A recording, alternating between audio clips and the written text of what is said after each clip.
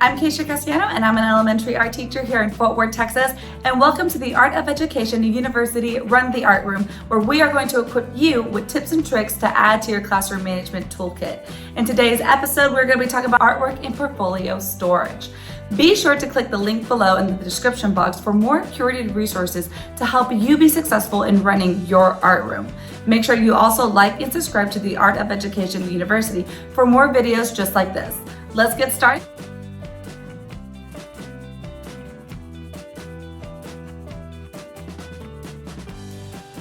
So by far, one of the best features of my classroom is that each student has their own individual storage cabinet where each class period gets to store their own materials, and each one of these bins, a student is assigned. So it makes my job a lot easier because they are basically storing everything, and they keep most of their materials that they're using in here.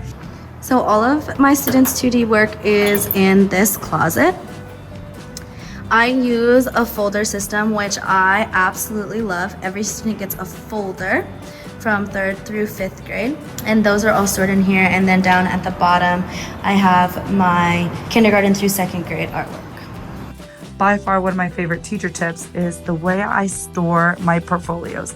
So each class, or each group, I should say, has their own box, and I'm simply just using copy paper boxes. It makes it really easy to collect. Each class has their own class code, and I just color code it, just to make it pretty. But what I do is, when the projects are done and after they've been on display for a while, I'll take the whole project and I will just literally just shove them in there. And right now we've already made portfolios, or we're getting ready to make portfolios. A lot of the stuff has already been sorted and organized, but usually throughout the year, their boxes kind of look more like this, where their projects are just thrown in there, but at least it's sorted and it's all together in one area. So once we make portfolios, they'll look a little bit more like this, and you can see that their portfolios have their names on it and they're decorating it on the other side. And eventually they'll take these home. This has been one of my favorite ways of storing projects throughout the year. So all of my work in progress is kept in these cabinets. The first one has the work that we're currently working on, and you can see it's organized by day of the week.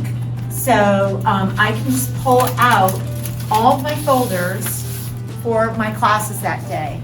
And the folders are color-coded by grade level, which match those grade level bins that I just showed you. So first grade, for instance, is always orange. So all of their work is contained in this folder, and then I can easily access all of their work in progress just like that. So I have everything kind of lined up, and I put it in order of the time that I see the kids. I also scavenged this cabinet back here, and it used to be an old laptop cart. So when you open it, it has all of these flat files that you could store artwork in. So this has become my art show cabinet, and anything that is going to go into the art show at the end of the school year, I put in this cabinet, and it gives a lot of good storage space, and a lot of students' artwork can fit into it. Okay, so let's talk 3D storage, because I know as an elementary art teacher that can be very hard to implement depending on what your classroom space looks like, your storage system looks like, and I can tell you from previous years I have been very creative with my very large projects I've done over the years.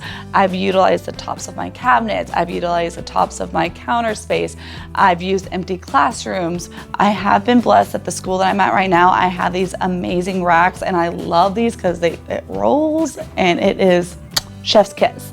But a lot of tips and tricks I've learned over the years is, number one, reaching out to your PTA. I've reached out to my PTA multiple times, and I've been able to receive a lot of donations. They have more connections and access to certain stores and people where they can simply just make a call and get things donated very easily. Another thing too is utilizing your online communities and just making a post. Just post it out there and just be like, hey, I'm a teacher, I'm looking for X, Y, and Z. Does anybody know anybody who's getting rid of something? Another thing too that I've done a lot this past year is reaching out to your stores, home improvement stores, and calling and just saying, hey, I'm a teacher, I have this idea of doing this. I would love to see if you can donate A, B, and C. On this side of the room, I like to call it the wall of art things past. Some of these are old projects, some of things are just old resources. But every once in a while, if students need a little inspiration or I need some project ideas, I'll just come back and look at the wall of inspiration, and you can do some, we can come up with some ideas. Okay, this is my shelf where each class period has their own bin. It tells you what class it is. I learned my first year of teaching that I cannot keep track of everything, so I really need to put in place a space for my students to keep track of their portfolios. So let's see, let's grab this. You go right here. So in each bin, each student has a portfolio. And if you look inside, this is all the work we've done over the years. So again, on the first week, they get to decorate it however they want. They're in control of what they want to keep, all of their artwork in here. So they know when I give something back, or when they want to hold on to something, that they put it right back in their portfolios. It keeps it really easy to manage. When I put artwork back, I know exactly where it goes, they know where their artwork is, and then it holds them accountable that they know their artwork should go back in the bin of their class period in their specific portfolio. Highly, highly recommend doing this. This cabinet has all of our finished work. So I hang on to work for the whole year. I find that with art shows and displays, it's really good to have them, and then we make a huge deal of it at the end of the year. Kids make portfolios and whatnot. So this is also all divided up by grade level and specific teacher class. So it's really helpful for me to just be able to grab what I need and put it back, and it's a really good filing system. So that's another tip that I have in my classroom. One thing that I wanted to share was this little hack that I do whenever I'm organizing my students' projects. So I have these laminated papers that just have their table number on them.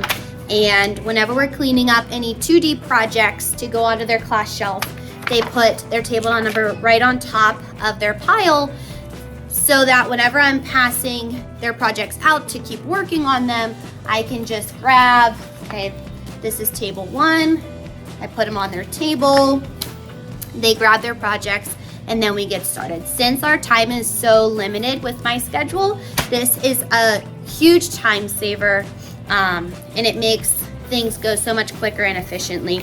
I also have them write their table number on the back of their projects, just in case it were to get misplaced, along with their room number and their name, so it's easy to identify whose it is, where they sit, and where it goes, just because I have so many students that sometimes things get lost in the mix. So Okay, so now time for sketchbook storage. I'm really excited about the system that I have in place for this year because it is going to be on display and it's going to be very easy access for the students to just come grab their sketchbooks.